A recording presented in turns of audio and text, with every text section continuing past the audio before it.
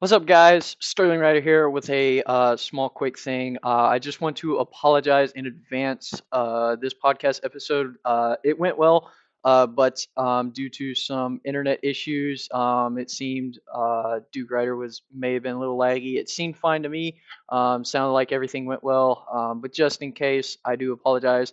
And also, due to some storage errors, I had to record a separate part of the episode. So my editing skills is not very good.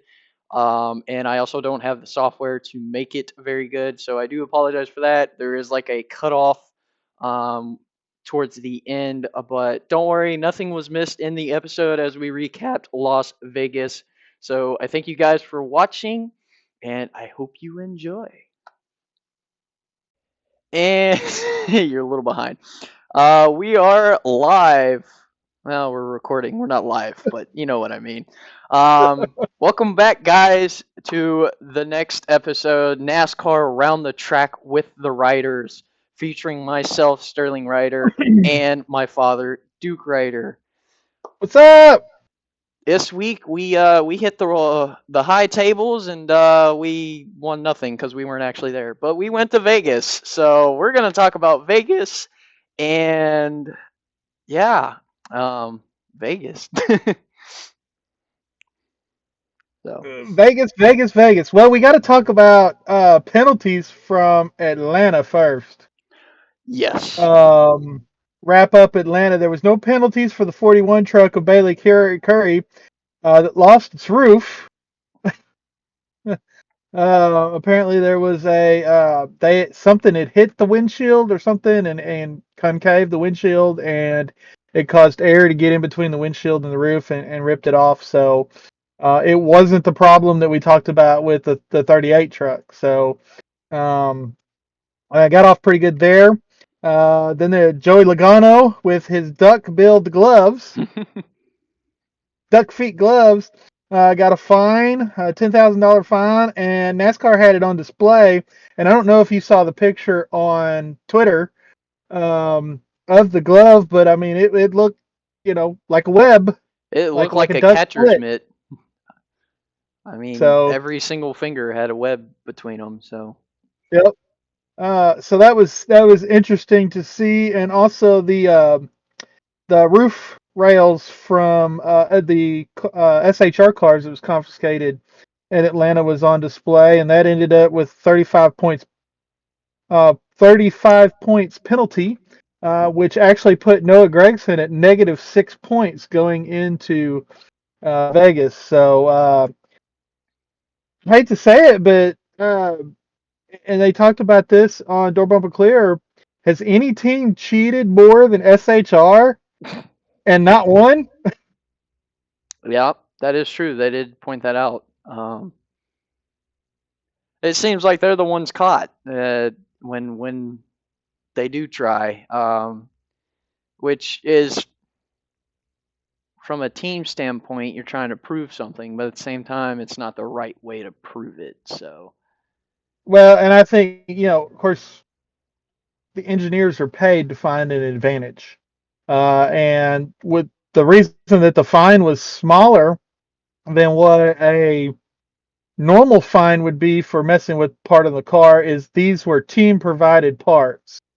They weren't the manufacturer's parts that are sent to the teams that, like the hoods and the louvers and all the spoiler and all that stuff that they cannot mess with. Their job is just to bolt it on. So right, now, but SHR did get busted for messing with stuff like that last year. yep, Um, and it cost, I think it was Chase Briscoe. Uh, it was either Chase Briscoe or Ryan Preece. I can't remember which one. It cost him a lot of points, which possibly cost him a shot at the championship. So, or at the playoffs anyway. So, it'd be interesting to see if this keeps up. Um, Especially with they're running the new package at Phoenix this coming weekend, and so there's different pieces on the car than what's been on the car before. So it's going to be interesting to see if teams keep getting busted for breaking the rules. But the Logano thing, man, that you talk about inventive. It was inventive, um, and it probably would have worked, but he got caught. Yep. So, um, but we had some good races this weekend, in my opinion. We did. Truck race was enjoyable. Xfinity was pretty enjoyable. The Cup race was typical Cup race at Vegas, but it was also still pretty enjoyable. Um, so yeah. Well, you use the word enjoyable. The word that I'll use is calm. Compared to what Daytona and Atlanta was, especially the truck race, it was really, really calm. There was only 4 cautions, and and of course, 2 of those were for the stage breaks, and the other 2 were for single truck incidents. We didn't have any crazy multi-car pileups. Uh, of course, Bailey Curry is wrecking on lap 4. I mean, he lost his roof last week. He lost the back end of his truck this week. Um, but then they ran out stage. They ran out stage 1 with Ty Majeski. They ran out stage 2 with Ty Majeski getting the win in that stage as well. Um, and then they only had one more caution when Dean Thompson wrecked. So for a truck race, and I know we've been hard on the truck series, and other people have been hard on the truck series. This was a relatively calm race. It was a good race. There was a lot of strategy. There was a lot of passing, but there wasn't any wrecking. So, but then again, Las Vegas, if you watch NASCAR because you like wrecking, you were very disappointed this weekend. But I like races where there's not a whole lot of wrecking. Right. Um, I mean, it makes sense also, being Daytona and Atlanta being some of the faster paced, I say faster paced, but restricted but still fast racetracks.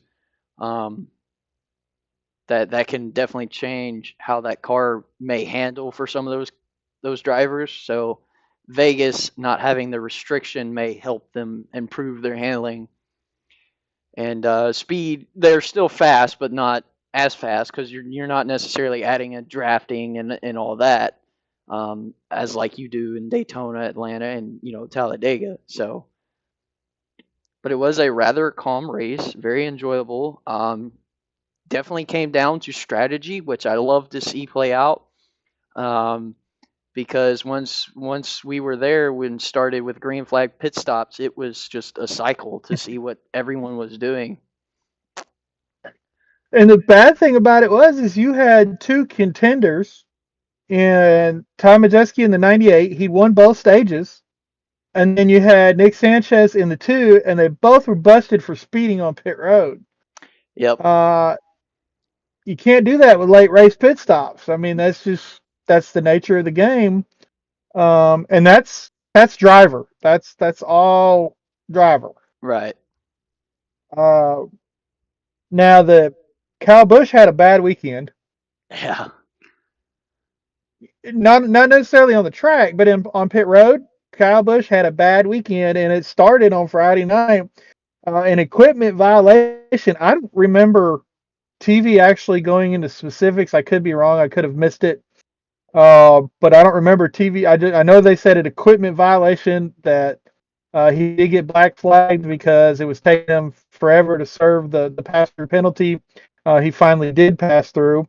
Um, but I don't remember them saying specifically what the equipment violation was. If it was a tire rolling into another pit area, or something like that. But either which way, Kyle Busch on pit road this weekend did not have a good weekend.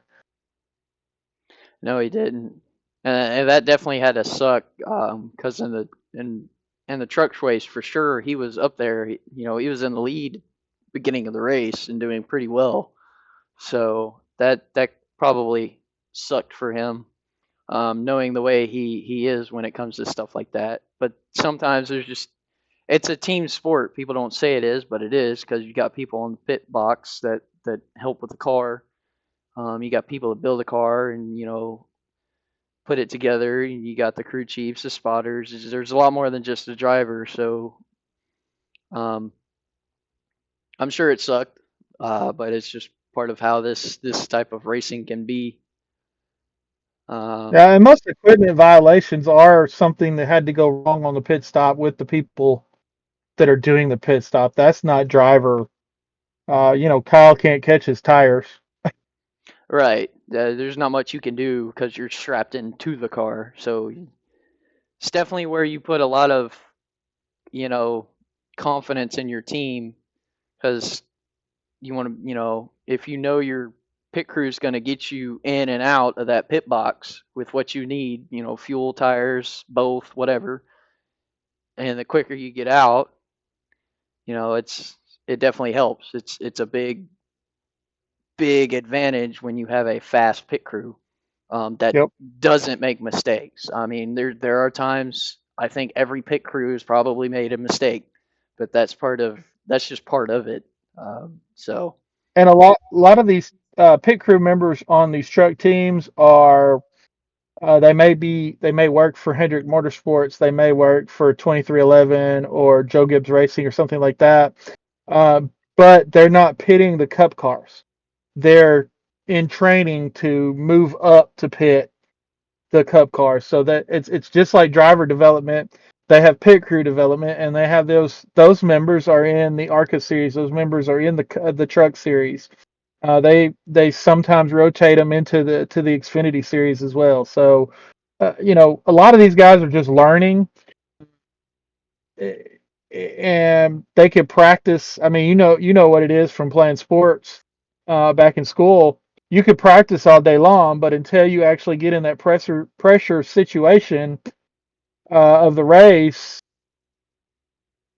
you know, sometimes the pressure can get to you. Sometimes you get distracted because there's so many things going on around you that can take your focus off of the lug nuts that you're supposed to hit, or the tire that you're rolling, or whatever it is that you're doing on the truck.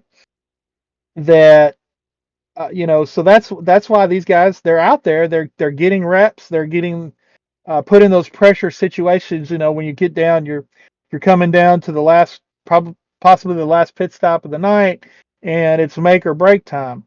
Well, if you make those mistakes in truck, when you get called up to Cup, you will have worked out the bugs and you won't make those mistakes on the Cup crew. So, right. um, but and that's why, because we've had some races before. I don't think they're doing it this year at all. I think even the non-companion events, the trucks are going to have live pit stops. But some years before, they have, you know, um, not allowed live pit stops at the races where they were in different towns. But I think they're going back to the live pit stops this year for the non-companion races. So I think that'll be a good thing, because that'll just, again, it gives them another chance to get those reps. So the only other pit penalty was, there was the 15. Uh, uh, Tanner Gray had a commitment line violation. That's something else that's on the driver.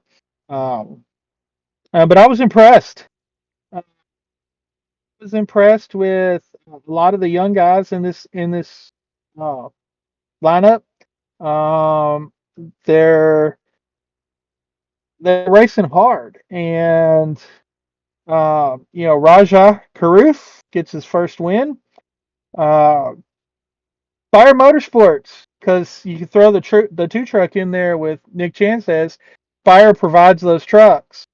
Rev Racing is housed in the Spire shop, so they're basically a Spire Trucks. Spire Trucks are undefeated in 2024 so far. So far. And I just want to say I called it. I said he would win it. Um, very excited for him. He is the third black driver to win in a NASCAR race. Wendell Scott being the first one, and Bubba Wallace being the second one.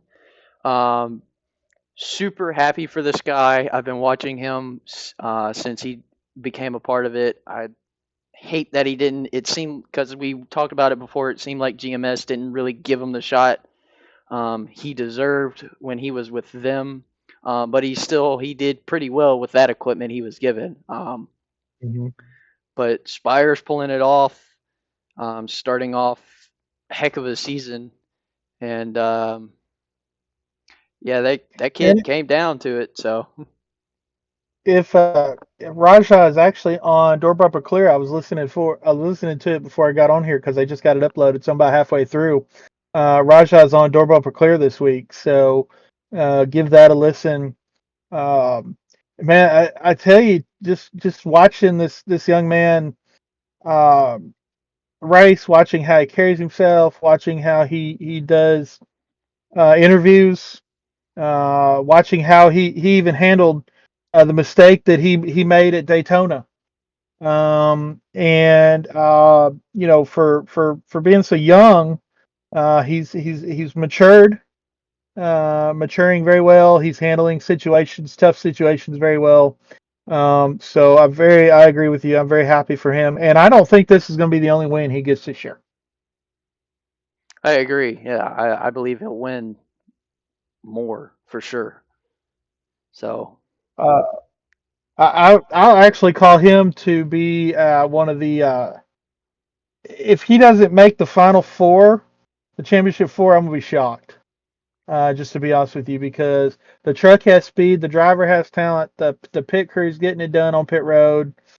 Um, so if he doesn't make the final four, I'll actually be more shocked than I will if he did. So uh, anyway, Tyler Ankrum finished second with his new team with teammates to Christian Eckes and Zane Smith this week. Zane Smith was in the 91 truck for McAnally Racing.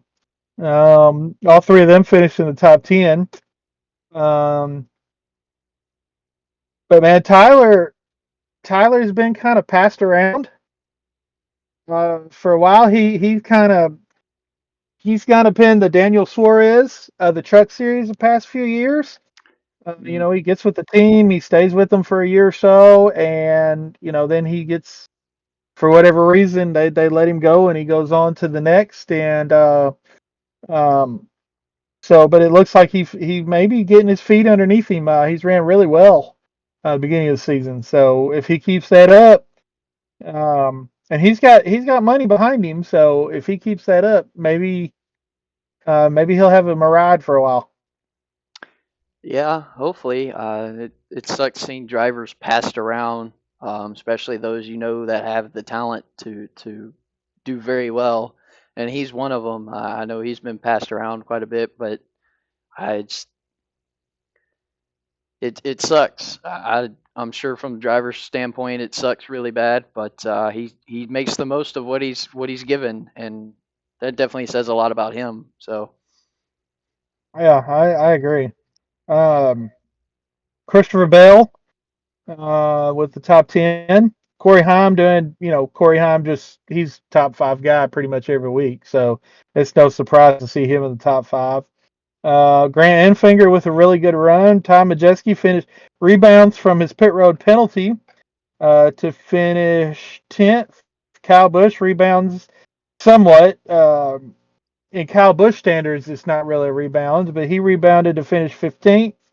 Nick Sanchez only to 17th after his pit road penalty. So, um, but I'm impressed with how calm the truck race was. I think they did really, really well.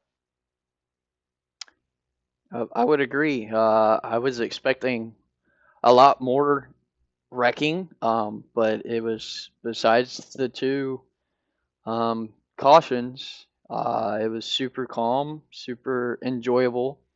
It's nice seeing, like I said, I like seeing how strategy plays out when it stays green almost the whole race. Hmm. And we got to see that with Vegas, and it makes it very very cool and exciting to see who's going to pull it off with when it comes to this strategy. Yeah, I forgot to mention Roger was on the pole too, so He was he won from the pole, so that's impressive. first career Uh, pole and first career win and at the same yep. track. So So that's pretty awesome. So we'll look forward to seeing what he does the rest of the year. And you're right, you did call it on our picks, but we'll talk more about that a little bit later. So what about the Xfinity race? What did you think of that race? um again, good race, pretty enjoyable. It was a lot like the truck race. Not very many cautions. Um, pretty pretty calm for the most part. Some good racing, I would say. The leaders were constantly changing for a good amount of the race, so that was fun to watch. Yeah, Chandler Smith and John Hunter Nemechek seemed like they um, couldn't decide who was going to win the race. Yeah, pretty much. Uh, but again, here we go with another week, and we can't get to lap 10 without some sort of incident. And again, this is another thing on TV. TV showed the replay, but didn't really say what happened to Parker Ratzliff that caused him to get into Sam Mayer. Tire going down, something broke. I mean, I don't remember TV. I know they said they thought it was a tire going down, but they never came back and said what happened. That I Yeah, that's remember. I true. mean, I could have missed it, but Uh, uh, I don't remember. But that kind of hurts because you had um, Joey Logano and Austin Cindric in the booth for this race, along with Adam. You think one of them, especially Joey, because Joey's really really good in the booth. Um, Normally he would be the one to point out what happened, but I don't remember. I may have missed it as well. They may have said, but I don't remember them saying what happened exactly. yeah, because sometimes they come back from commercial and they're getting ready to race, so they may say something and I miss it because I'm paying attention to what's going on the racetrack, and I've kind of got them tuned out for a minute. Yeah. So, but we get restarted and we go to the end of stage one with Chandler Smith. Get restarted. Go to the end of stage two with Chandler Smith. Nothing happens in stage two. Um, and then Ratzliff has another problem on lap 123. His car finally gave out.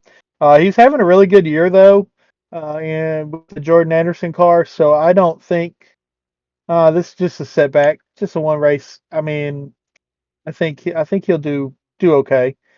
He may he's got a chance with what that team's doing this year, what they're putting together. They may pull off a win somewhere. They won last year with Jeb Burton, so maybe they could win with the 31 car this year. Um, it would be nice to see it happen. Yeah, I would agree. I mean, he kept driving it until it did break. So at least he didn't give up, even after the Yep. run in at the very beginning, which also can show a lot about a driver because there's some drivers that like, there's damage, I don't want to drive it anymore. And then there's some drivers like, does the engine still run? If the engine still runs, I'll drive it. So, Um, Heartbreaker for Shane Van Gisbergen. He had an engine blow. Very, very, very rare uh, occurrence for colleague to have an engine blow. So uh, that set him back for the week. But excuse me, I don't know where that came from. But yeah, Haley Deegan had a good week. She finished 15th. This was her second start at Vegas. Her first Xfinity start was a couple years ago at Vegas, and she finished, I think, 13th there. If I can't remember, but I think it was 13th. So um, Jesse Love didn't have that great of a week. Finished 17th. Um, So it's going to be interesting to see how he does. He did really well on the super speedways. It's going to be interesting to see how he does on these intermediate tracks and Phoenix coming up and some of the short tracks that we've got coming up. Um, I don't. I think he's going to struggle on the road courses because Arca just didn't. Arca just don't run road courses. So it's going to be interesting to see how he does it. But John Hunter Nemechek gets his 10th win in the Xfinity Series. Yep, pretty cool. Definitely I would say a pretty big milestone for someone like him who ran Xfinity for like what it was. He only ran it what, one season, maybe two, before he moved to Cup, and then he started Yeah. running, Cup, and now he's doing occasional Cup Xfinity races. So for someone like him, that's a big thing.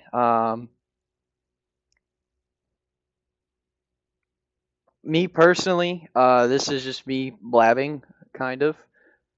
I like when the Cup drivers compete in the lower, with the trucks in Xfinity.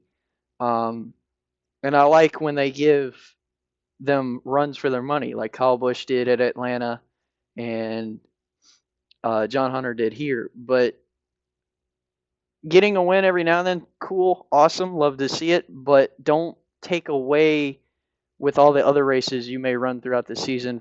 Don't take those away from those guys as well. These guys are trying to prove their talent, and proving them against you. Yeah, like make them fight for it. Don't just give it to them, obviously, but don't just demolish them in the race. Because if they prove they can prove it on the track against someone who's very very good at it, it shows a lot. That's just my 2 cents. Yeah, So and you've got Chandler Smith that's in the same equipment, in the Joe Gibbs equipment. You've got uh, you know drivers in the same equipment. Used to back in the 80s and 90s when a lot of the Cup guys would run down in the Busch series back then, they were building their own cars. I mean, Dale Earnhardt, he was building his car in the shop out behind his house. Dale Jarrett was building his car. Uh, Martin built his car for a while before Jack Roush kind of absorbed the 60 team. So you had Michael Waltrip was building his cars in a shop out behind his house. So you had the Cup drivers coming down, and they had quality equipment because they knew, they could they could take a body panel to their Cup shop and ask their fabricator to get it all smoothed out and ready to go. I mean, they had Cup affiliated engines and stuff like that. But I mean, they were out there, them and maybe one or two other guys out in the shop building their car. They didn't run every week. They just ran, certain races. Um, so as long as they're in equal equipment, I don't really have a problem with it. I don't want to see it every week. Um, and I agree because if you listen to a lot of these truck drivers and Xfinity drivers talk, they're like, yeah, we need them to come down because how are we going to get better? If we're just racing each other every week and we don't have somebody with a higher caliber coming down and us racing against them in similar equipment, how are we going to get better? And you've learned that in basketball. You know, you're never going to get better unless you play somebody better than you. So it's I enjoy it.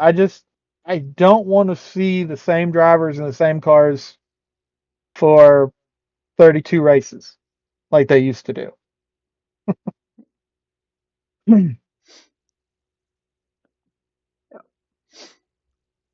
but all in all, So a good race. So props to Nemechek getting his 10th Xfinity win. Yep. Um, Uh, AJ Allmendinger, surprise in the top 10. Really? No. Austin Hill gets another top 5. 2 wins and a fourth. I think he's doing pretty good. Um, Ryan Sieg gets a top 10. That's really good to see out of that team. I like to see that team be able to perform. Parker Kligerman just missed out on the top 10 with 11th. They got some kid in the 19 car. Have you ever heard of him? Eric Amarola? his name sounds pretty familiar. It seemed like he struggled. Uh, him and the other Gibbs cars seem to struggle. They seem to be off a little bit from the 81 and the 20. Um, I was in the other Gibbs car. I should know this by now. Oh, Sheldon Creed. Yeah, Sheldon did not have a good race at all. He ended up No, 26th. no, he did not. Uh, that's very un-JGR and very un-Sheldon Creed. So be interesting to see how he rebounds from that. Uh, so I'm sure he will. It's he's got the talent, he's got the drive, and he's got the team. So it's not going to be a big shocker that he's able to do this. So Yeah. So, and then all right, you ready to go? oh, hold on, Josh Williams top 15 in 14th place. I didn't even notice that. So, Yeah, and he needed a good run because he had disastrous first 2 weeks of the year. I mean, he gets a big break with Colleague Racing in their flagship number 11 car, and Daytona and Atlanta are not kind to him at all. no, they were not. Um, so Um, yeah, that's that. He needs some runs like that. so And I'm curious as Colleague is going to be as long as they have been in years past because uh, Josh is not a rookie by any means, but this is his first year in top tier equipment. You have SVG that is a rookie. He's seeing a lot. He's seeing these most, except for Chicago and Indianapolis and IRP that he ran in the trucks last year. He's seeing these racetracks for the first time. So, um, so really the only vet you got over there is AJ Allmendinger. He finishes in the top 10. So, but he is a good person for these guys to lean on when it comes to experience and being able to handle the pressure that comes with being in a top tier ride. I'm sure him and Josh had some conversations about Daytona and Atlanta, and just AJ telling Josh not to get down on himself because that's just the nature of those tracks. right. And having someone like AJ as a teammate's definitely got to be a booster.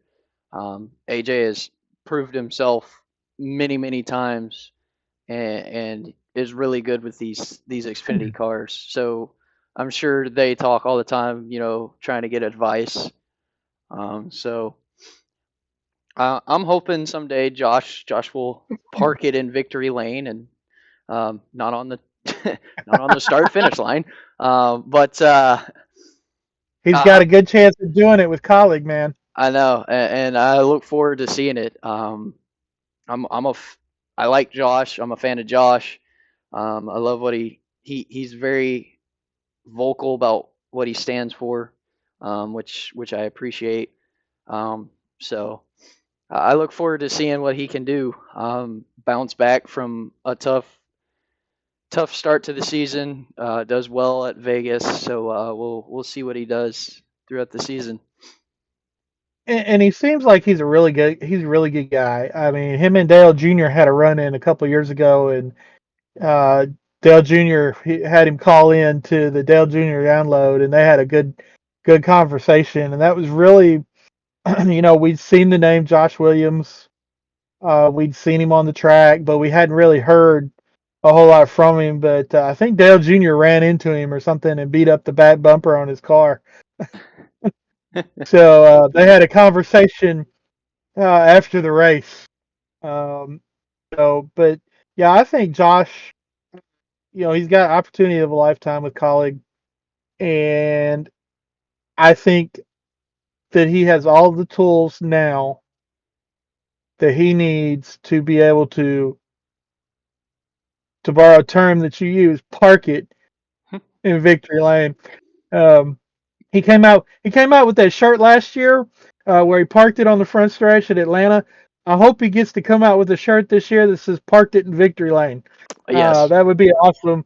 Probably would have to order that T-shirt just to have it. Yeah. Would be a cool shirt to have. But Josh Williams and then Haley Deegan, both of those are definitely ones to watch this season.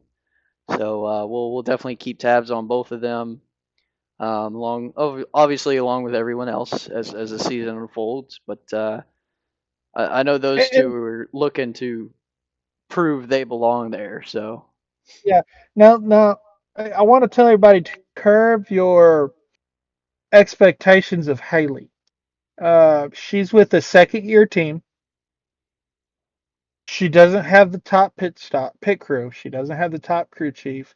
She doesn't have the top equipment. So if she consistently runs in the top 15 like she did at Vegas, she'll be running where the equipment runs. Brett Moffitt was in that car last year, and that's about where he ran. And um, so don't expect Haley to go out and set the world on fire. This was Ford getting her into the Xfinity Series so that she can get seat time, get experience. If there is an opening at a higher tier Ford team next year, I would see that she might get that ride if she performs. If she stays top 15, top 20 all year. I would like to see her get a quality shot um, with a Stewart Haas Racing or even a Ryan Sieg Racing, um, because just with top tier Ford equipment in the Xfinity series, because I think she's got the talent. She's proved it in the Truck Series. She's proved it in the ARCA Series. She's proved it it was K&N back when she was driving, but she's proved it in the Xfinity Series. Just again, she was another one that Daytona and Atlanta were not kind to. So right. Daytona and Atlanta and even Talladega have been known to break a lot of hearts. Yep. But if you follow the sport like we do, it doesn't break our hearts that bad.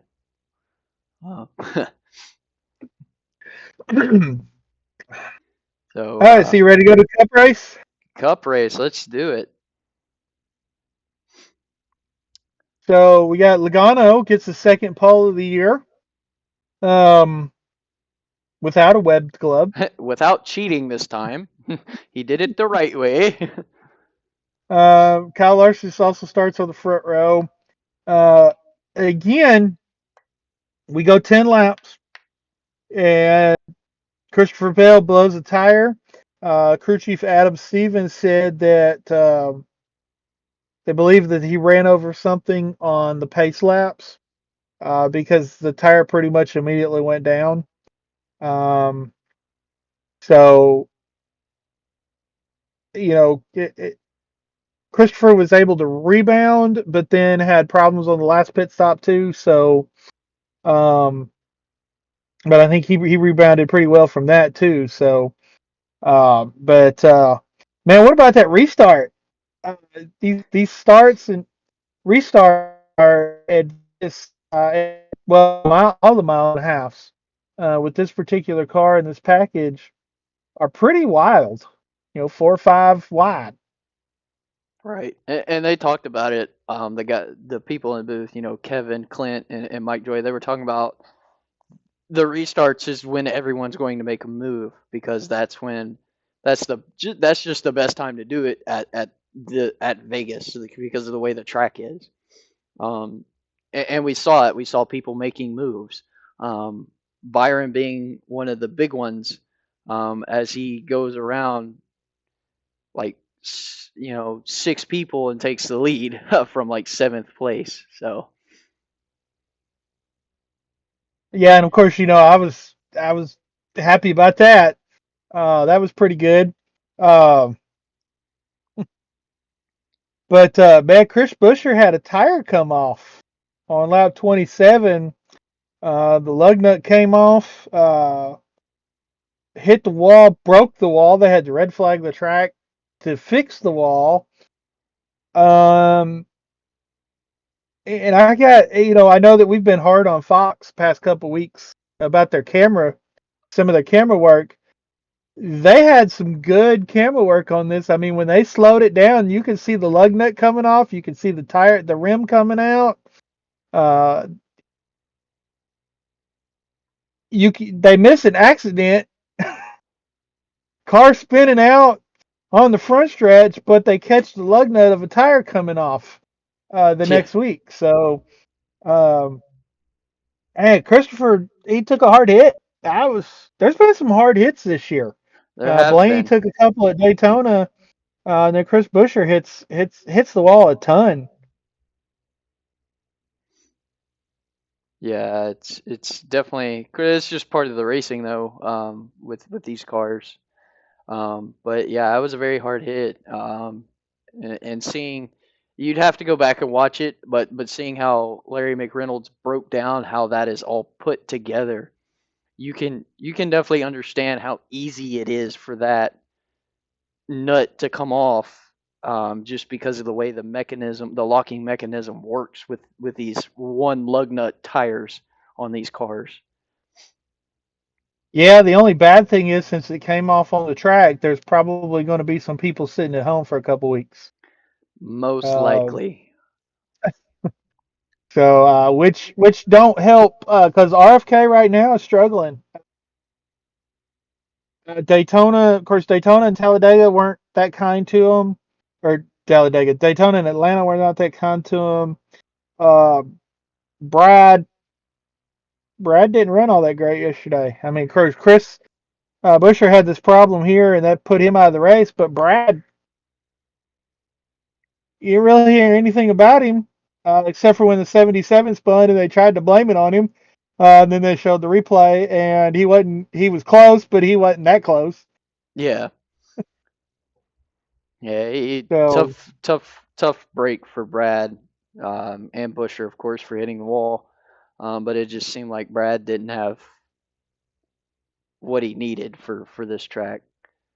But that happens. It it's just it's part of the racing. Can't go to every track with the best car. Um, but you can go to every track with you know maybe a good car or maybe a bad car. It just depends. It definitely comes down to the equipment because a lot of equipment comes from the manufacturer as well. Um, and if that's not good, like some of the others' equipment is, there's not much you can really do. So yeah, and I'd like to know. I'm sure NASCAR will address it when and if any penalties come out. If maybe it was a faulty lug nut. Maybe the lug nut broke or the locking mechanism that you talked about was faulty and because it lasted for 27 laps. So, it had to be on there for one point in time because most of the time when these tires come off, they pull out of the pit road and you see the lug nut go flying or the tire comes off like Kyle Busch had happened last week. So, um, it normally happens instantly. So my question is, was it functional and then something broke? That's going to be interesting to see when NASCAR comes out with their decision either on Tuesday or Wednesday this week. yeah,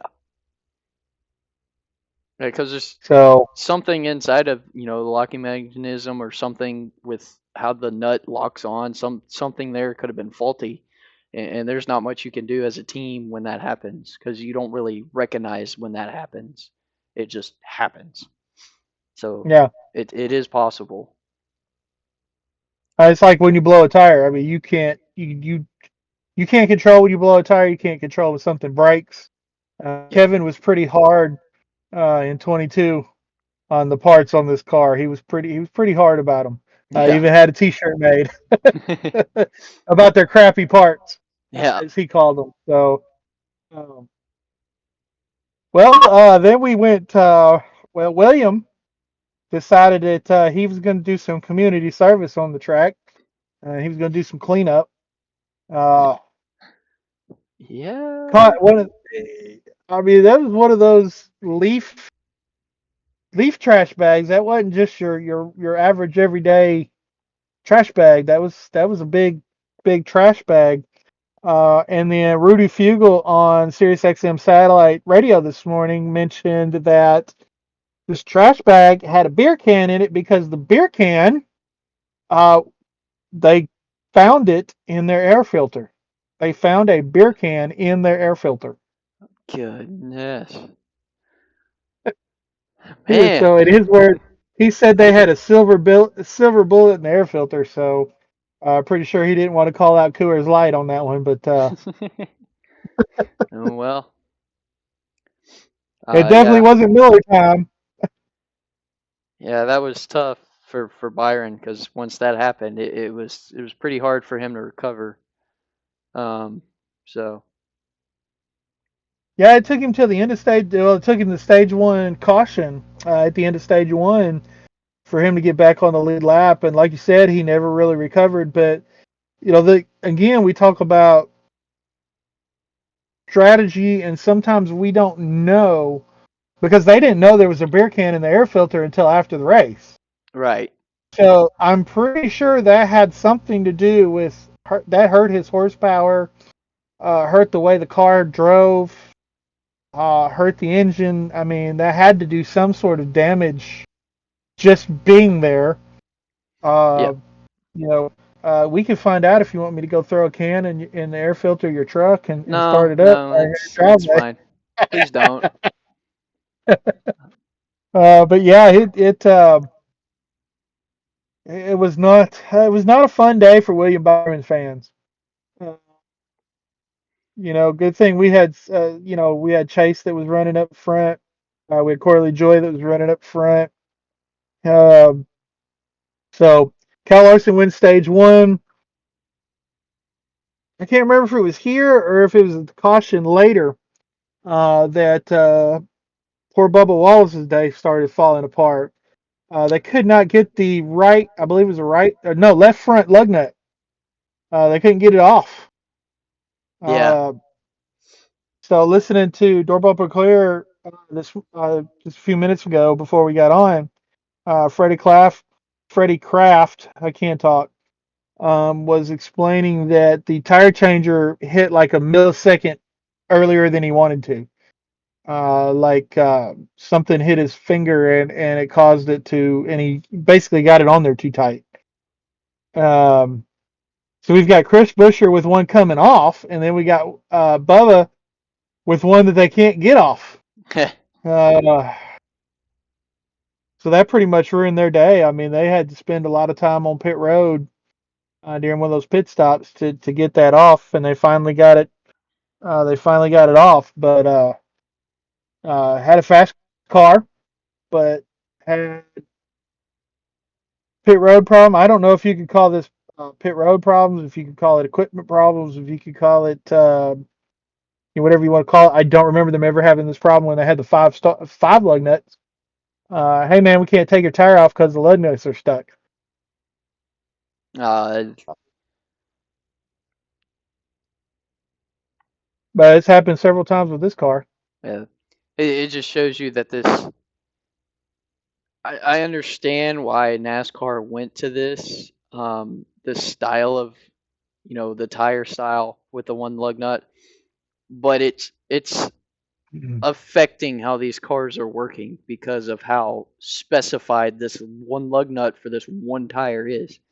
because one lug nut controlling the whole tire, keeping the whole tire on is kind of risky, because if that lug nut isn't on, like we saw with um, Busher, and it breaks or it comes off, that tire's coming off, no doubt. But with the 5 star of the lug nuts, one could be loose, or come off, whatever. The tire was still there. It may wobble a little bit, but it wasn't going to completely come off. Um, which could cause, it'll cause some speed issues, but you can fix that because it's not going to tear up the car like this one lug nut ripping the tire, ripping off and the tire coming completely off, because that just rips the car up. So um, Yeah, or it gets stuck. right. So eh, And again, this isn't as much people as it is equipment. Um, so, but it's happened several times. It's happening as they get more experience with this car. It's happening less and less than what it did in 22. I remember it happened quite a few times in 22. They either got it too tight or they had, wheels. It seemed like every week in 22 we were having a wheel fall off. Somebody was losing a lug nut. So they're getting better. yep. So Cal Larson wins stage one. William Byron gets back on the lead lap. Um, then we've got just a quick caution in stage two. Kyle Larson wins stage two. Um, man, Kyle is just He's he's having a really, really good race. He's been in the lead almost the whole race, pretty much the whole race. Won both stages. Got out in front quite a bit, as well. He just had a fast car. So and you got to think, if William wouldn't have had a trash bag ruin his day, because he was fast. I mean, he was up there with him until the uh, trash bag got involved. But when you watch those last few laps of both stages, and even at the end of the race, Tyler Reddick was right there. yep.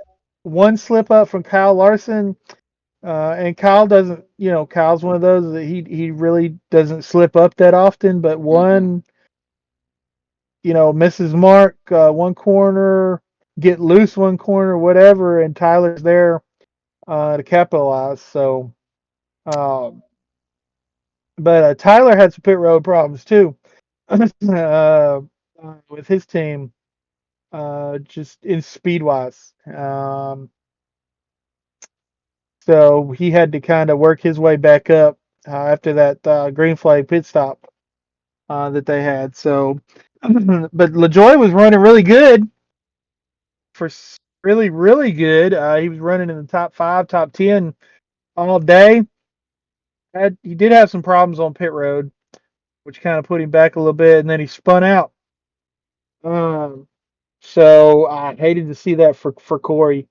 Yeah. He's had two real good weeks at Daytona and Atlanta, uh, but he was able to rebound somewhat. It wasn't the greatest, it wasn't really a Byron top 10 rebound, but he did rebound. Um, but man, even go back to the Truck Series. Of course, now Spiral Motorsports has won truck races before. They've been in contention to win truck races before. Uh, but what they're putting together in the Cup Series this year, of course, poor Zane Smith had something break on his car, so that Yeah. kind of set him back. But Corey's running up front. Carson Hocevar had a good race, finishing in the top 15. Uh, Showed and he even spun out at one point Yeah. during the race. So Spire has been impressive first 3 races this year. Yeah. I would agree. Um, even at Atlanta, they were both. You know, you had LaJoie and Hocevar both up there till cautions happened. But Spire is showing speed, and it.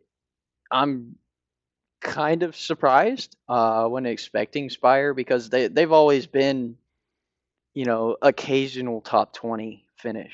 The best I've seen them really was, you know, at Bristol, but that's because, you know, teams like that kind of have a very good chance at short tracks like Bristol and in Martinsville even. But seeing them run up with these top tier teams just shows that they're bringing it this season. They've got the drivers to do it. Carson's very talented, and he's young and very talented.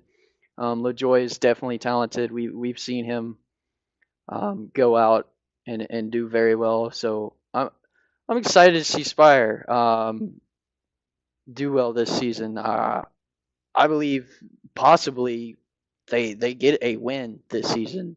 I couldn't tell you what track, but I can tell you one of them's going to get a win. Yeah, and I was mistaken. LaJoie did not rebound. He ended up finishing 32nd. So, but he showed speed, and that's something that Spire has not shown.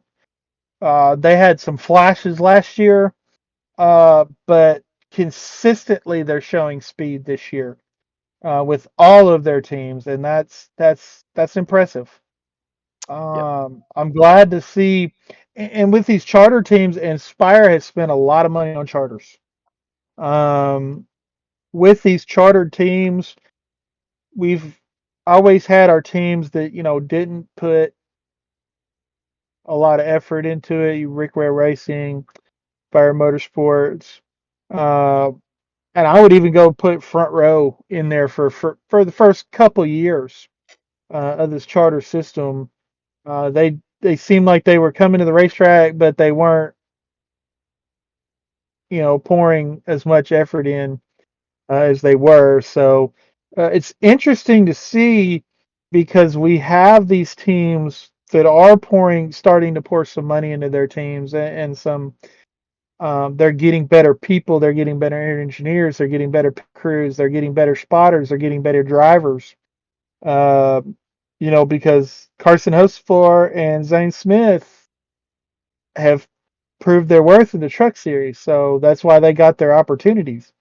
Um, so it's good to see because if there's going to be 36 cars on the track, or if we go to Daytona or Atlanta or Talladega or some of these other places that seem to attract more teams, if there's going to be 40 cars on the track, I want the fastest 40 cars out there. I don't want cars that are just out there to collect money. I don't want cars that are out there in the way, moving chicanes, so to speak. I want 40 fast race cars on the track.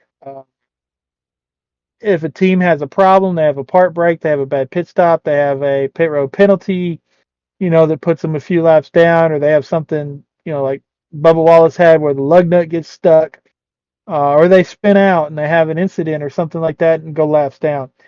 I'm okay with that. I just don't want cars out there that are just out there to be out there. Yeah, and that seems like for the longest time there was teams that were like that. Um, Rick Ware Racing being one of them, as it seems like every time a caution was needed, well, guess who brought it out?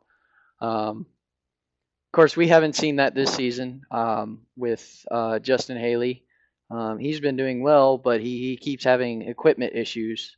Um, but he before those issues happen, he's showing that he can drive this car. So it seems like Rick Ware is putting some money into along with it. So This is the first time since 2021 that Rick Ware Racing has had both of their cars finish on the lead lap.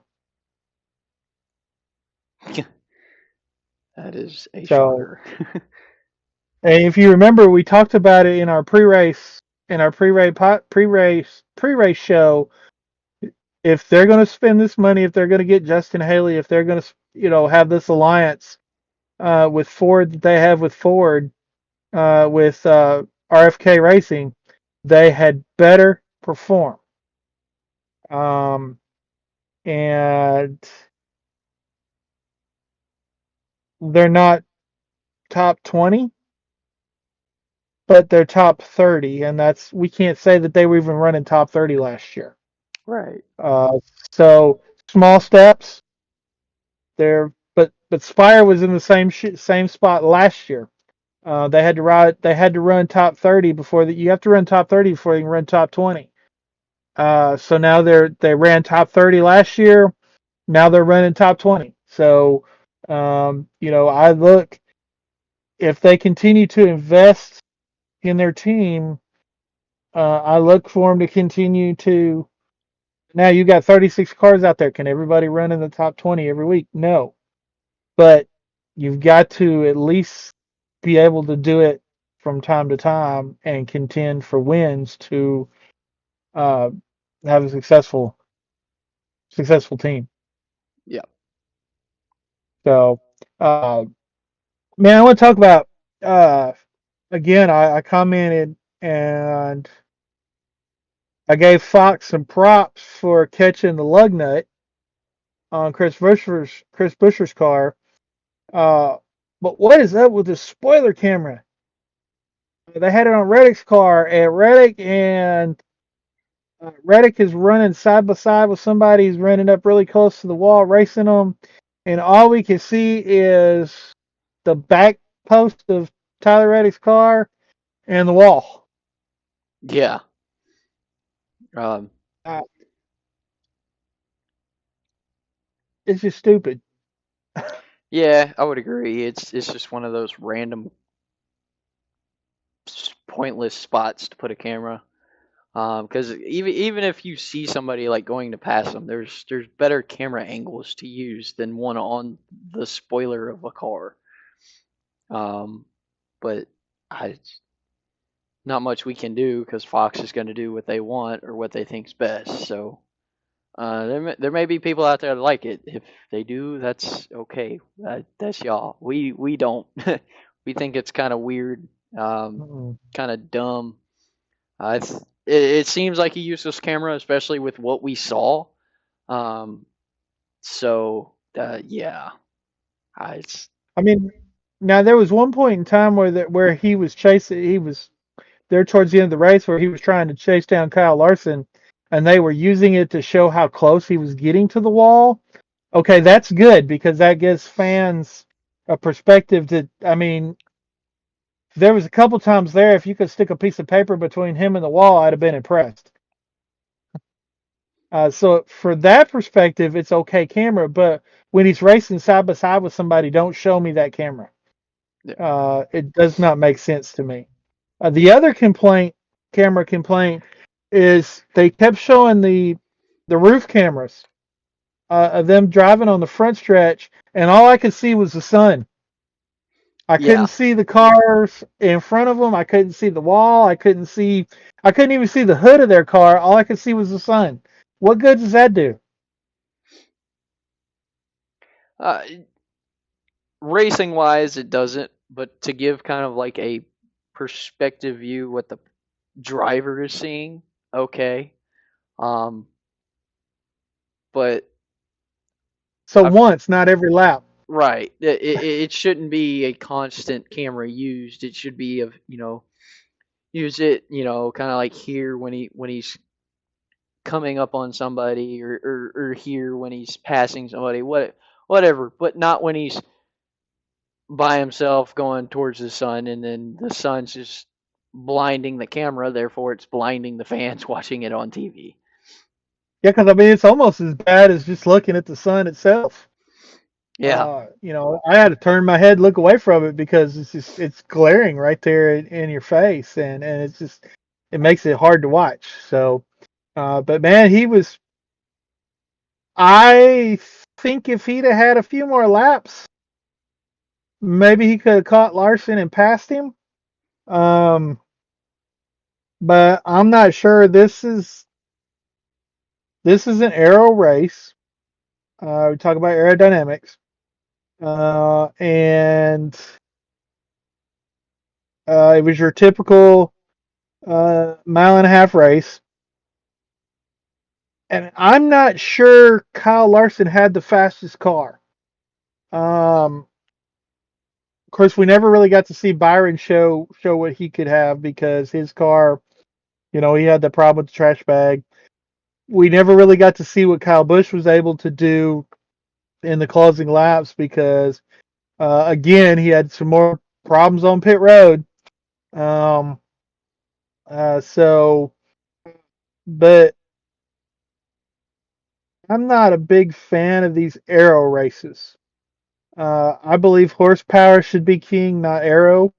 And the only way that you could overcome aero is with more horsepower. Can you Yeah. get rid of aero? Can you get rid of it? No, it's impossible to get rid of aerodynamics. They were dealing with aerodynamics back in the 50s and the 60s and the 70s and all the way up to today. They were dealing with aerodynamics and how do we make the car sleeker so it goes through the air better. Um, but they've got to figure out a way where the fastest car can drive up and pass the leader. Then there was passing throughout this whole race, throughout the whole field. Even when they got spread out, you got William Byron coming back to the front multiple times. He Hmm. couldn't catch. He seemed like he couldn't catch a break. If it wasn't for a trash bag, it was something on pit road. He slid through his pits at one time, which is what happened to Kyle Busch. He was over the line um, on his pit stop. But uh,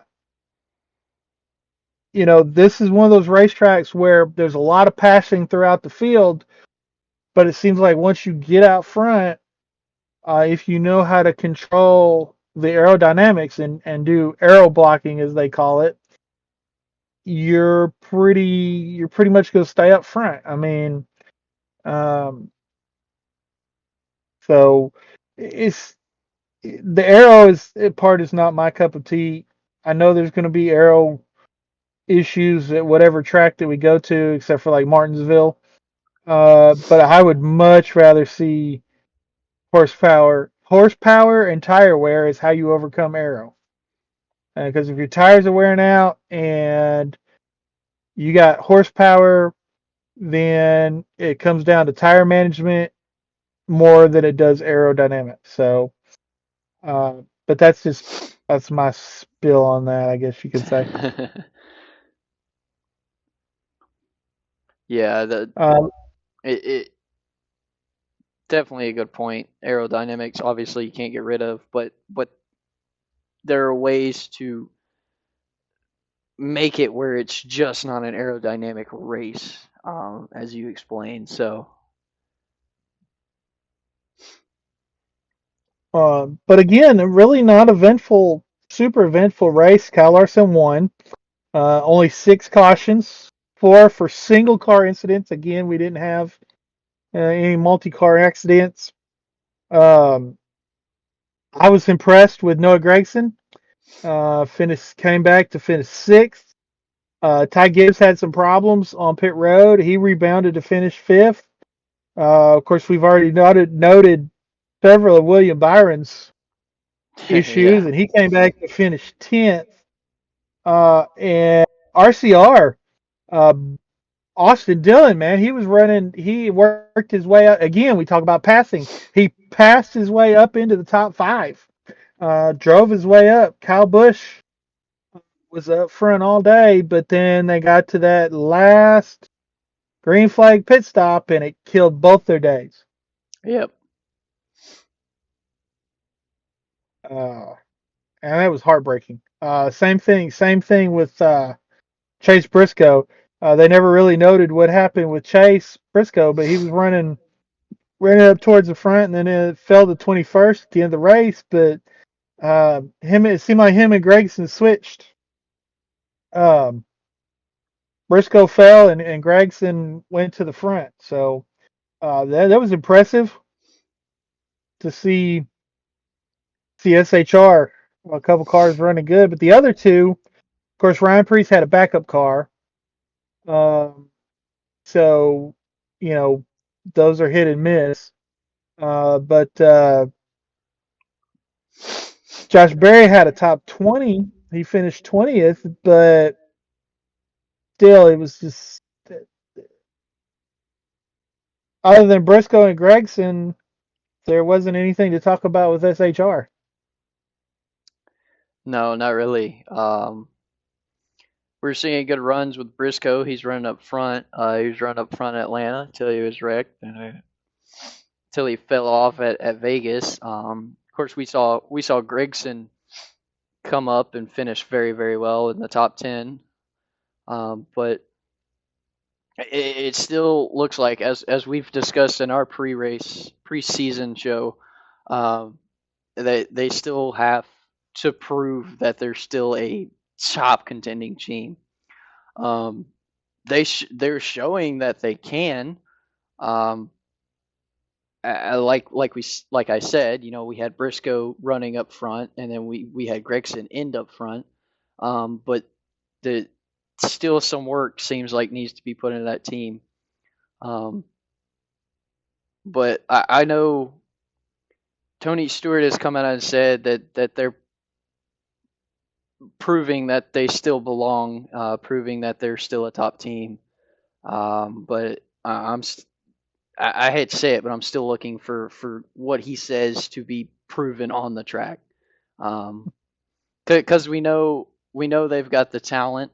We know they've got you know the equipment. It's just a matter of getting it to all work as a team. So And they're in a contract here with Ford, so rumors. Of course, you get rumors on Twitter and you get them, on social media. And most of the time, when I mention a rumor, it's because it's been mentioned by somebody that's prominent in the NASCAR media. And Jordan Bianchi was talking about there is a rumor that Honda is in talks with NASCAR and SHR might be their flagship team. The problem with that is unless NASCAR has really kept it quiet, they've still got to develop the car. They've still got to develop all the engine, um, and all the things. So again, unless NASCAR has kept it quiet and they've got all this stuff going on at the R&D center with Honda behind the scenes, there's no way in 2025 they're going to have a car on the racetrack.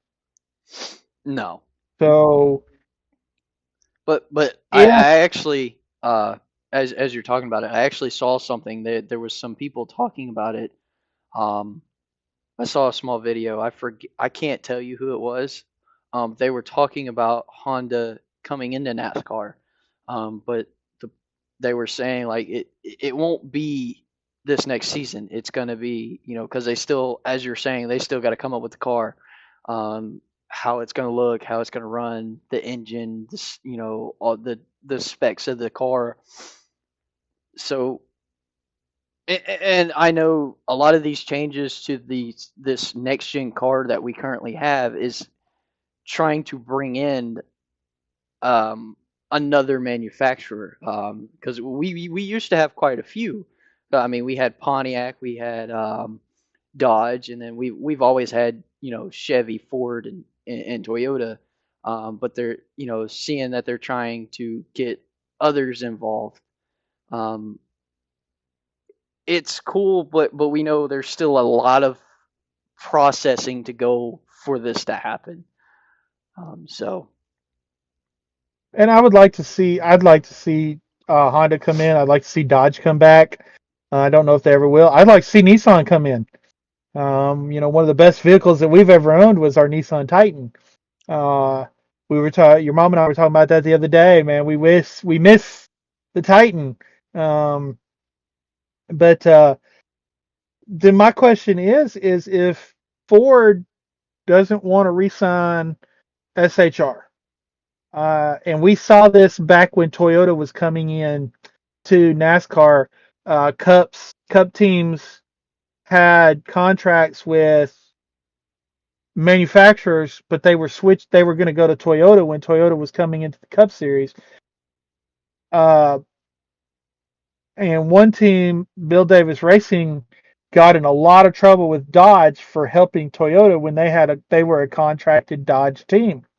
The plan was to switch to Toyota. They did do that, but they lost all of their Dodge manufacturing support for, I can't remember if it was a year or 2 years before Toyota came into the Cup Series because of that. So what does Stewart-Haas do if they are going to be with a new manufacturer in 2026? What do they do in 2025? Do they re-sign with Chevy? I don't see Tony Stewart running with Toyota. But then again, I was blindsided when Tony Stewart and SHR switched to Ford. I didn't see that coming. So what does SHR do? Are they just a lame duck Ford team? They just keep their Ford without the manufacturer support for a year? Do they sign with Chevy for a year as a lame duck team? Um, because if they do that, they're not going to be competitive at all. Right. And that's where what we're talking about now, how they need to prove that they're still a top team. That definitely isn't going to help their case. But it may be a thing where they're proving they're still a top team for now, with what they can, and they're just kind of waiting out to maybe sign with Honda coming into the sport, and then they're wanting to take Honda, go out and show that they're still known, they're still there. Um, right now, they're just making sure their name is still heard of. Um, Possibly, I don't know. I'm just kind of throwing in thoughts here. So here's another question. The decision has to be made what they're going to do in 2025.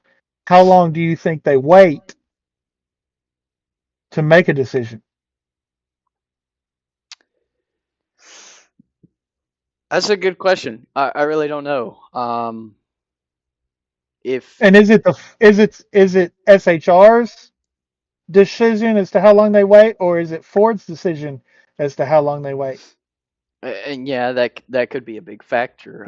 Depending on who's waiting for who could be why we're waiting now. So definitely something to keep tabs on. Obviously, we'll keep ourselves updated on. But it's definitely good question to think about, and hopefully we'll have an answer sooner than later. But till then, we'll just keep on um, thinking about it till we have an answer. So Yeah, because right now we've got way more questions than we do answers.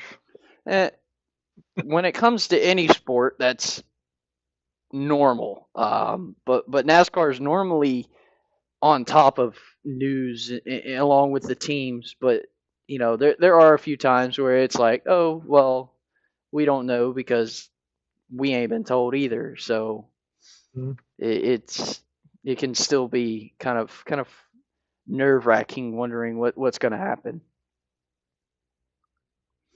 So Yep. So to wrap up the weekend, I don't understand. I'm not a Family Guy fan. I've watched clips of Family Guy. I've never even sat down and watched a whole episode.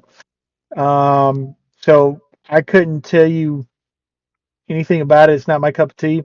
But why is it so daggum important for Fox to get off the air to go to Family Guy? Um, I used to enjoy. I used to enjoy the pre-race shows. I used to enjoy the post-race shows where they would interview the top 10. They would interview the drivers that would normally be up at the top 10 but struggled, just to kind of figure out why they'd struggled. Um, they'd interview the crew chief. There's just not any post-race coverage anymore I think they interviewed Larson, they interviewed Reddick, um, they interviewed Blaney, they interviewed Chastain, and then I think they disappeared. They may have interviewed Noah Gregson. I don't even remember if they interviewed him. I don't think they did, but it's like there's no there's 10 minutes of post race coverage, and then we got to go to Family Guy. Family Guy? Yeah, I would agree.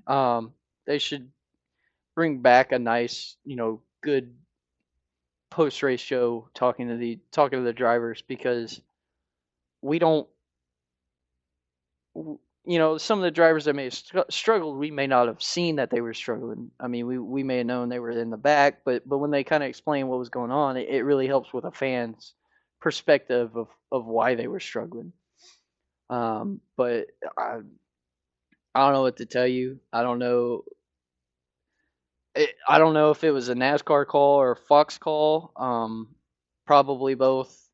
But a post race show would be nice to see why some of the drivers did well or struggled, whatever the case may be. Um, as for Family Guy, I couldn't really tell you anything either. I've seen clips. It seems funny, but at the same time seems very weird. So I don't really watch it. Um, but I, a post race show would be nice to have. Um, Yeah. so So, just kind of again wrap up. Brad came back to finish 13th, which, like I said, it wasn't. I don't think that was a good finish for him. Daniel Suarez followed up his win with an 11th place finish. But you and I were talking a little bit last night about Hendrick Motorsports uh, and Chase Elliott and Alex Bowman versus William Byron and Kyle Larson. And we got four drivers, three of which, uh, and this is my opinion, three of which are championship caliber drivers. They've proved they're championship caliber drivers. Two of them are champions. hmm William Byron went out and made the championship four last year, won a lot of races. Started this year winning at Daytona. Came back to finish 10th. Chase is struggling still. Um, I don't know if it's crew chief. I don't know if it's just they haven't gotten the handle on the next gen car. They performed really well in 22. Didn't expect him to perform that well last year just because of the injury. Uh, you know, uh, that he suffered. Same thing with Alex Bowman. The injury that he suffered. Didn't expect top performances out of him last year. But um, let's talk a little bit about them. William and Larson, obviously no issues. They're no. running up front. Uh, Chase ran up front a lot yesterday. He was in the top 10 a lot. Um, Fell to 12th, which 12th is respectable. Um, so I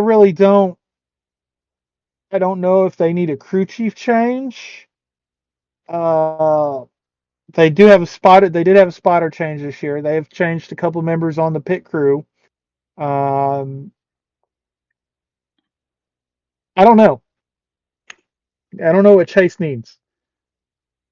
There's still a lot with Chase going on with Chase. Well, I say that, but there was a lot. Obviously, last year,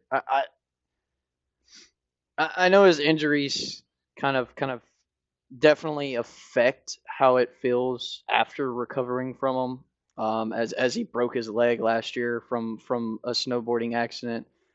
He also had shoulder surgery over the off season. It may just be a thing he's still trying to get that feel back. But at the same time, it could be a team thing. As we were discussing with his crew chief, um, there's been some problems in the past. A lot of fans have been mad about, especially with running out of gas at Watkins Glen when we were contending. But a bad call, yes, but at the same time, you got to look at it as a team. It's a team sport. Everyone on that team works to get that car where it is. I would admit the driver does the most of the work, keeping the car on track, not wrecking, passing people. But the pit crew and the crew chief, strategizing, being quick to either keep them in that spot or move them up a few spots, help, and then the spotter helps keep him out of trouble from wrecking out or knowing where someone is on the track. But I think it's just still trying to get he's still trying to get back to the feel of the car. Really struggled after recovering injury when he came back last season. And then, like I said, he had surgery over the off season. So I think it's just trying to get that feel back. But at the same time, it could be a crew chief problem, could be a team problem. I don't know. That's more behind the scenes, but that's just my personal opinion. I think it's just coming back to recovering from last season.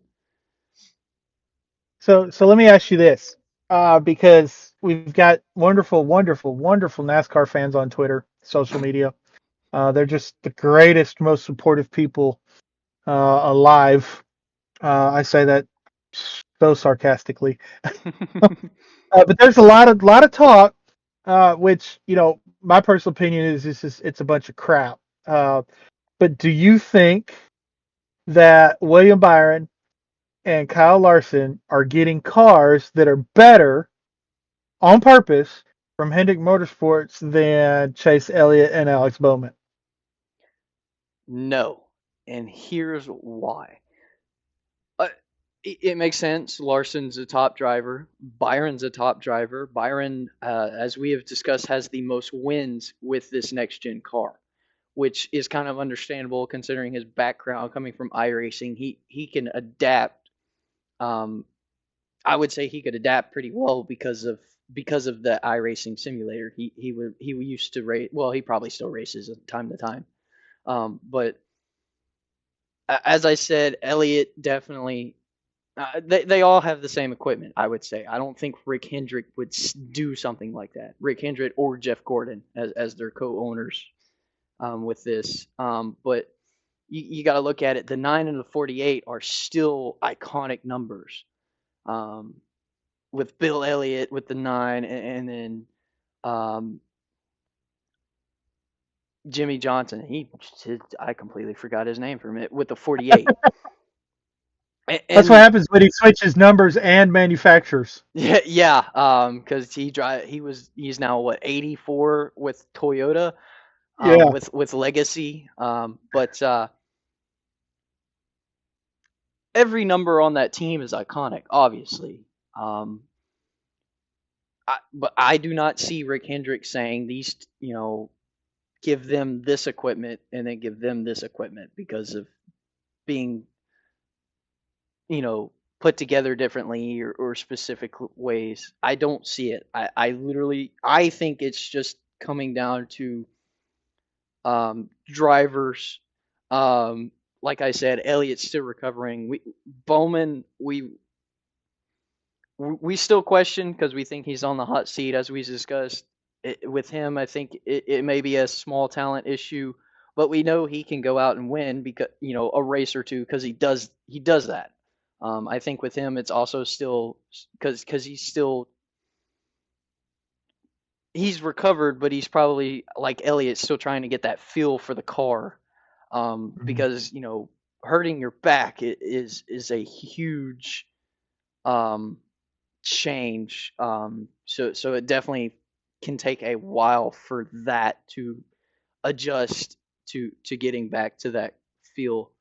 Because at a restart, Bowman was there. He was at the front with a strategic call, but I think it right now it's just driver issue. And I hate to say that because Elliott's my favorite, but when you look at it, that's just what I think. I don't think it's nothing to do with equipment. Yeah, and I agree. And you've got, like I said, we've got three championship caliber drivers, two of which have won championships. I believe that Um, Kyle Larson, William Byron, Chase Elliott are going to be at Hendrick Motorsports for a long time. I believe all three of those guys will finish their careers at Hendrick Motorsports. And again, how do you give the most popular driver for several years in a row? I mean, he's gotten it since Dale Earnhardt Jr. retired. Um, so how do you give the most popular driver lesser equipment than you give your other drivers? Um, I don't. I agree. I don't see that being a problem. But Alex Bowman, again, this is just my opinion. And the reason this is my opinion is because this is what he has shown me on the track since he got in to what was the 88 and is now the 48 car. He is a win a couple races a year driver. I know he won 4 in 2022. That was a career. I think that was a career year for him. Uh, he did again, though. He did not make it to the championship round. I don't see Alex Bowman as a championship favorite year in and year out. He might sneak in and get himself into the 8. Um, I just don't believe that he is a championship caliber contender. And the reason I say that is because he's been in the top equipment since he stepped into the 88 car. Mhm. Has a couple of crew chief changes. He did have the back injury last year that we've talked about, which I understand that. Uh, especially listening to Denny Hamlin, who's been through a very similar situation. It took him a whole year to get back to the car, to get back that feel that he was looking for in the race car. But again, Alex Bowman's biggest year was in 2022 when he won 4 races. Um, but if you're not winning on consistent basis and you're not competing for championships on a consistent basis, there comes a point in time where a top team like Hendrick Motorsports has to make a decision whether they're going to keep you in that seat or not. Because the goal of every race team of every top tier race team like SHR, Joe Gibbs Racing, Hendrick Motorsports, Penske Racing, even RFK and RCR, is to have drivers that are championship contenders year in and year out. Are they always going to make the final 4? No, because only 4 guys can do that. But they're going to make the 8. They're going to make the 12. Year in and year out, they're always going to be there. I don't see that with Alex Bowman. Does Hendrick Motorsports keep him around after this contract is up? I don't know when it's up. I don't know if it's up at the end of this year, the end of next year, or even 2026. Um, and I think a lot of that depends on who's coming up through the ranks. Um, Austin Hill, he's shown that he can win in the Xfinity Series. I know he's tied up. He's got a contract with RCR, a long-term contract, but does Hendrick Motorsports buy that contract out to put Austin Hill in the 48 car? Um, Noah Gragson, he goes over to SHR and he impresses in the equipment that they've got. I mean, does Hendrick Motorsports bring him back into the fold because he was with Junior Motorsports for a few years? I mean, there's drivers out there that have performed better than Alex Bowman performed in the Xfinity Series. Can they put them in that 48 car and they go out and perform at the level of a Kyle Larson, a William Byron, a Chase Elliott? Uh, that's just my question. Um, or is Hendrick Motorsports happy with having that 4th team that wins a race or 2 every year?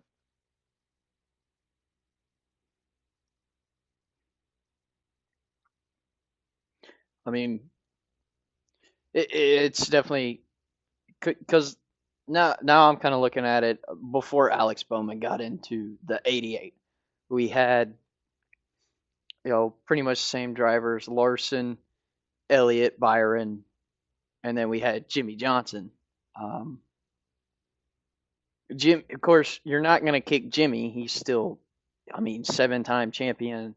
Um, not a he kind of became like how Bowman is now. He was a constant, he would win every now and then, but he wasn't competing for championships anymore. But again, it was Jimmy Johnson. You're not just going to boot him unless he's ready to be booted, which is how it came down. Yeah, well, Um, he retired, and then Larson got in that car. right. Larson took over going to the 5, and then they moved Bowman to the 48. But I, I really don't know. Just because there, like you were saying, there's these younger drivers um, in Xfinity and even in Cup that Hendrick could say, "Hey, we're gonna give you give them a chance with your ride." Um, I mean, he even got to throw Josh Berry in there in that conversation. right. I would agree. I personally don't see Barry really going anywhere because he's already had such a good relationship with SHR and the 4 team when he went before he really even became a part of it. Um, but yes, you got all these younger talented drivers. Um, it may just come down to Bowman, we need you to step aside. Um, it, it, it but we won't know until it happens. But Yep. so All right. Well, um, let's see. You got in here besides the Xfinity Vegas race, which Toyota won. Chevy's won everything this year. That's pretty cool. yep, Chevy For Chevy has fans, that's pretty cool. Chevy is starting off with a bang. We had Byron win, especially in Cup. Byron winning the 500, Suarez winning Atlanta, and then we had Larson, and then we've had Nick Sanchez in trucks with Daytona. Who won Atlanta? I forget. Kyle Busch. Kyle Busch, that's right. And then Yep. Caruth winning Vegas. And then Xfinity, we had Austin Hill and Austin Hill. And then our Toyota, the first non Chevy to win at Vegas with John Hunter Nemechek. Um, which to me, like I pointed that out to you, as like, yeah, Chevy's showing strength, but it's kind of funny because Toyota and Ford both changed the the dynamics of their cars, and we're not seeing much of it really prove itself yet. Well, So they're going to these tracks for the first time, so they're still learning the ins and outs of the car because I wouldn't think you would be able to take last year's setups with the new car and come to a Vegas or a Phoenix or Bristol or whatever and put it in the new car and it work off the bat. It's going to have to take some tweaks. I'm sure they're spending a lot of time in the simulators, both the Fords and the Toyotas trying to figure this out. Chevy, same car that they had last year, so they can just take what they had and improve on it.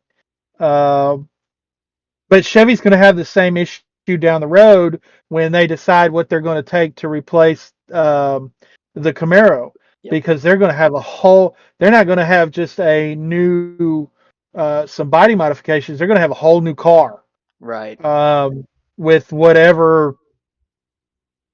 Who knows what Chevy's going to. There has been no rumors that I have read as to what Chevy's even talking about bringing in after this year. So uh, they're being very tight-lipped on it. I'm excited. I'm trying to wait patiently, but as a Chevy fan. Most of my drivers right now are Chevrolet drivers. Uh, I'm impatiently, excitingly waiting to see what Chevy unveils. They're very tight-lipped about it. So who knows? It's gonna be It'll. fun though. I agree. Yeah, Camaro basically ending production. Sad because that's my dream car.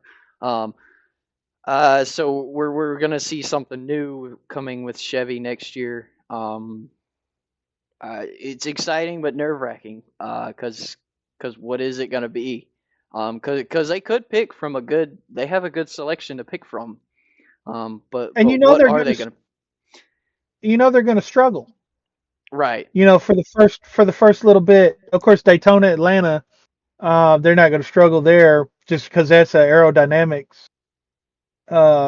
track. But when they get to Vegas next year, when they get to Phoenix next year, they're going to struggle for a while until they get it figured out, like the Fords and Toyotas are doing this year.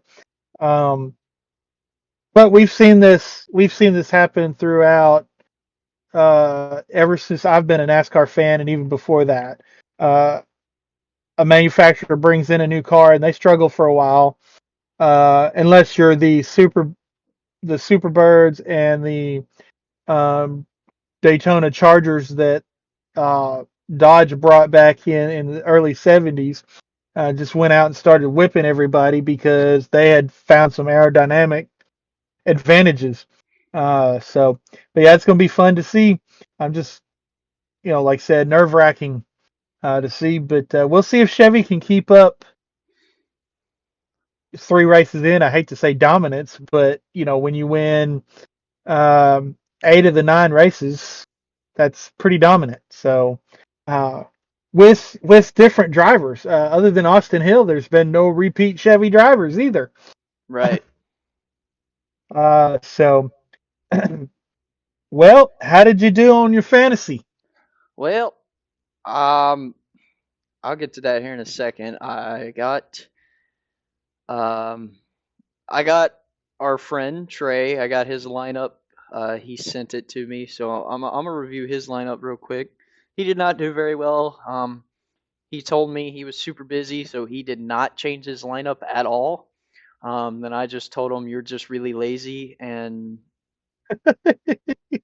ha ha ha. But in his lineup, he had Denny Hamlin, William Byron, Ryan Blaney, John Hunter Nemechek, and Corey LaJoie. Um, Man, if that race would have ended without any pit road problems, without any uh, trash bag problems, he had a solid lineup. he did. And all of those at one point in time were running top 10. Um, Even John Hunter Nemechek. yep. My lineup was Joey Logano, Kyle Larson, Ty Gibbs, William Byron, and Martin Truex Jr. I had in my garage. Well, I had them. I switched them out. With Logano, I had Bubba Wallace in the lineup originally, but once he had his problem, I immediately took him out. Put him in my garage. Um, and then the feature matchups, I lost Suarez versus Briscoe. I thought Briscoe was going to have a good, you know, week. I lost Truex versus Logano. To be honest with you, I didn't expect it. I missed Gibbs versus Larson. Gibbs versus Larson. I'm sorry. Gibbs versus Wallace. Um, I was kind of Wallace's lug nut problem just kind of did not help me this week. And Yeah, and the then thing is, you can't go back and change those. Once you lock them in, once they're they're locked locked in in, from the green flag. yeah, once the race starts, they're locked. And then your lineup's pretty much locked. The only thing you can do is switch who you got in your garage with somebody in the lineup until the end of stage two. So, and then I got the last one, Chastain versus Keselowski. Um, so um, I still had a solid. solid points. For Vegas, I was still number one. um, Yeah, well, I'm coming after you. If you saw how I made a pretty good move. oh yeah, who is in your lineup? Because you had a very very good point. Well, I had Byron. I had Truex. He's really my only disappointment, and he still ran good. Kyle Larson won the race. Ryan Blaney ran good. Christopher Bell was my Achilles heel with that tire blowout. But I had Alex Bowman in the garage, so um, Bell's rebound. I was gonna switch them out, but Bell rebounded so well that I did not switch them out. But that ended up coming back to because Christopher Bell had problems late in the race, so that ended up coming back and kind of biting me. But it wasn't too bad. I won. I got the Suarez Briscoe battle correct. I got the Truex Logano battle correct. I did miss out on the Gibbs and Wallace. Had Wallace not had that Lugna issue, though, I think that I'd have been okay there. And then I missed the Chastain and Brad Keselowski, which the two tire pit stop on that last pit stop, on that yellow flag pit stop where Chastain took those two tires and started out front, that saved the race for him. So in the playoff race, I look for that. Now he didn't win the race, but he saved his race and was able to finish in the top 10 with that two tire call. So that is something that we could see if we get a late caution in the playoff race later this year. We could see some teams gamble on the two tires. Yeah, Um, so especially teams that are on that cutoff as to whether they're going to go into the next round or not, they may take that gamble yeah, of two tires because it did work. It worked out well in Ross's favor. So, um, but I moved up into second place. Um, I'm jumping people, man. I was like 88,000 somewhere. Then last week I jumped up into the 44,000s, and now I'm up into 33,000. So I am rapidly moving towards that first place. Uh, um, if I get down to where I'm just in where I've got three digits in my number, I'll probably be okay with that. Man, it's if I even get to four digits, I may be okay with that. If I get to where I'm like, you know, 2-3,000, I'll probably be okay with that too. and there's still plenty of time. First place overall against the whole fantasy is at 704 points. Um, Oh so yeah, we're not too far, but we're in the w- 500, or I'm in the 400s and you're in the 500s. So yeah, so it's not um, like we're 1,000 points back yet. my overall rankings 10,750th. So I'm almost to the four digits. Um, Yeah, there you go. but I don't think I'm gonna win it. Cause overall they do a prize um, for the winner. I don't just like you've told me and I've told everyone else this too. Pretty much, if I was the only name in the hat for a drawing, I still wouldn't win. Yep. Um, I'm shocked I've won some drawings. To be honest with Yeah, you, right. I know, right? but we'll see. Still plenty of racing left. We still got 33 races to go. So Yep. Well, do we need to talk about our picks for our our little? 1v1 picks. Yeah, Um, let's not. you don't want to because you did bad. Truck Psyops, obviously I did well. Again, I called it. Carruth winning the race. Kyle Busch having pit road problems did not help. Ended Nope. up 15th. He was doing well until those problems. Xfinity was kind of a doozy. I was kind of worried because there were a few times they were swapping around, but I won Xfinity at the end. Brandon Jones finishing ninth. Jesse Love finishing 17th. Yeah, he Which was struggled. He struggled at the mile and a half. he Uh, did. but again, he's seeing this track. He's seeing this track in this car for the first time. Um, you know, again, he's done the drafting before in ARCA. Now he's driven on these style tracks before in ARCA, but this is his first in this exact race car. I mean, drafting at Daytona and Atlanta and Talladega, if you're good at it in any car, you're going to be good at it in all of them, just because of the style of racing that it is. So he's a rookie. He's still got to learn this stuff. Right. It makes So sense. So, but I feel like as he learns, he will improve. He's got the talent. We saw it. yeah, Um, absolutely. I'm pretty confident, especially with Austin Hill already winning back to back. I feel like I know Jesse will get him a win down the line as he continues to learn.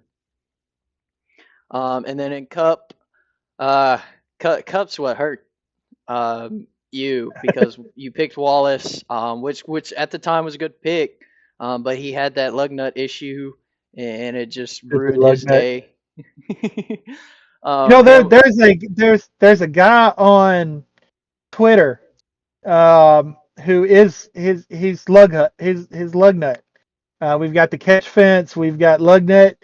I mean, I guess I need to go get him and just really chew him out for costing me this. Um, Now he's one of the old fashioned five lug nut, so he has not changed his costume to ah, the new lug nut. So I don't know. Maybe I need to cut him a break. He hasn't probably. changed yet. He hasn't changed yet, just like Bubba didn't get his changed. Nope. Tough for Wallace though, cause he had speed. He was up there, starting off for sure.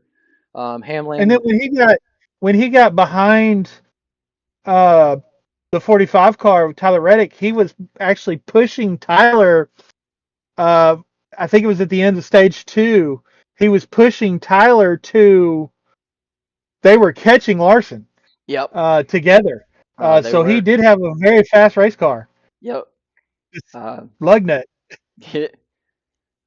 Hamlin finishing eighth. So our overall standings now. I have regained the lead. Uh, well, I wouldn't say regain the lead, um, but I've taken the lead at 4-2. Are we doing like a what, winner gets something here with this, or are we just doing this for bragging rights? I don't know. We'll figure that out. Maybe maybe at the end of the year, I'll go get you a 164th diecast or whatever. Yeah, okay. Uh, I will buy you a diecast of your least favorite driver if you beat me. A 124 scale diecast of your least favorite driver if you beat me. but what if you beat me? You'll buy me a 124 scale car of my favorite driver. Exactly. That's as I expected. Yeah, we'll figure that out as we go. Because you bring that up, I guess that's something we need to discuss probably off camera. Yeah, Try probably. to figure out what we're gonna do with that. Uh, because I mean we're only, you're only we're only three time zones away. Yeah. So anyway, we got picks for Phoenix. I know I have trucks on the notes, but the trucks are off this weekend. So uh, Oh, yeah, I just wanted to bring this up real quick before we go into our picks. I forgot I had these on here, but Trey Ryan, again, great stat guy on Twitter. Daniel Hemrick is one of 5 drivers to start 2024 with 3 straight top tens. The 5 drivers are Daniel Hemrick, Chase Elliott, Martin Truex Jr., William Byron, and Ty Gibbs. So um, Ty Gibbs, Ty Gibbs, impressive in his sophomore season. Another stat: Michael McDowell. This is crazy. I came across this today that Trey Ryan put out. Michael McDowell becomes the first driver to complete 70 races with the next gen car of 75 possible. The next to reach 70. Now listen to this list. The next people to reach 70 uh, finishes. These are drivers that have completed the races. The next ones: Justin Haley with 69, Ryan Blaney with 68, Austin Cindric, and we said Austin Cindric was on the hot seat, but he's on this list with 67. Corey LaJoie with 67, and Martin Truex Jr. with 67. Man, you talk about race completion. Man, those are just some stats that I ran across that I forgot to mention earlier that are pretty impressive. Um, Another one that Trey put out: 3 races into 2024, 7 drivers have finished on the lead lap at every race. Daniel Hemrick, William Byron, Kyle Busch, Ty Gibbs, John Hunter Nemechek, and we've talked about Nemechek several times throughout this show. Martin Truex Jr. and Chase Elliott. So uh, I'm sorry I forgot to mention this back when we were wrapping up talking about the race weekend, but that's pretty impressive. Those stats are pretty impressive. Oh yeah. So anyway, sorry about that. We'll get back to our picks now. Um, oh, I don't want to talk about Cup first. I want to talk about the Xfinity race first. So I will point out, um, John Hunter Nemechek is running this race, so he's in the run again, and William Byron is running with the number 17. All 4 Hendrick drivers are running select Xfinity races, um, so I'll let you pick first. I'm normally the one that picks first. Why don't you pick first? Well, since you won last week, it's only fair. You dominated. You won all 3 races last week. So, um, because he's running limited races in the 17 car, I'm going to go ahead and I'm going to pick William Byron this week. Um, Not sure how that's going to go, but I'm going to go with William this week. Good pick. Well, that's why I had you go first, because if you weren't gonna pick him, I was gonna pick him.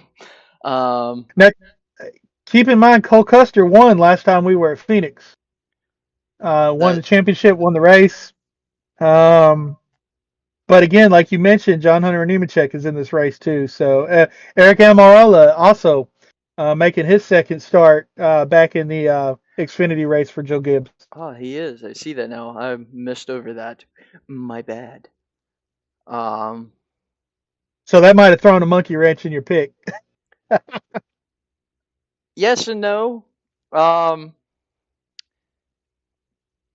Custer obviously winning the championship last season, winning the race and the championship would be a good pick.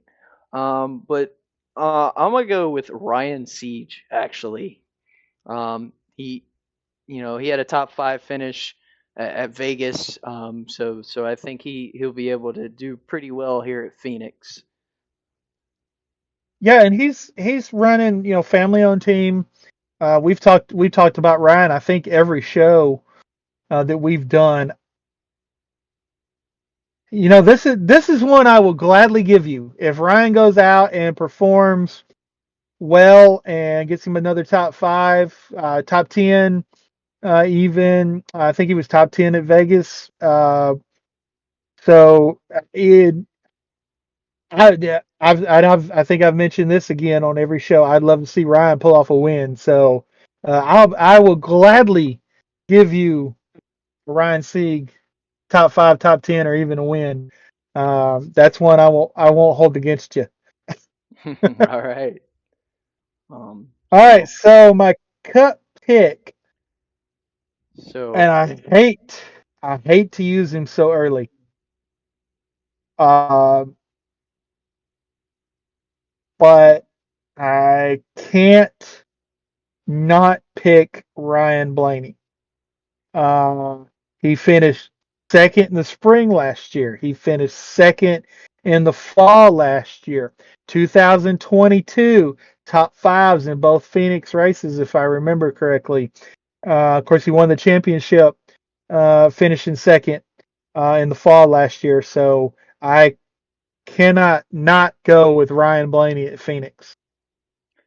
Until that's somebody proves me otherwise, I can't. that is that is a good pick. As you said, Blaney did well both races last season, won the championship as well. But I'm going to go with the race winner of the final race last season. I knew it. I knew you were good. I knew that was going to be your pick. Old Melonhead.